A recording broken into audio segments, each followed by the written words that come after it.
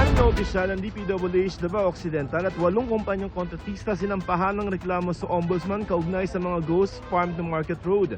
Ayon kay Agriculture Secretary Francisco Chu Laurel Jr., nasa 94 million pesos ang halaga ng 7 farm to Market Road sa Davao Occidental na hinanap ng kagawaran pero di natagpuan sa kanilang ininspeksyon noong Oktubre noong nakaraang taon. Peke rin umano mga pininisan ng dokumento sa DA dahil bayad ang kontrata pero wala ang mga kalsada. Reklamong graft, malversation, falsification of public documents, grave misconduct at serious dishonesty ang isinampa laban sa 6 na opisyal ng DPWH Davao Occidental District Engineering Office. Kasama ring inireklamo ang 8 construction company na kinontrata para sa mga proyekto.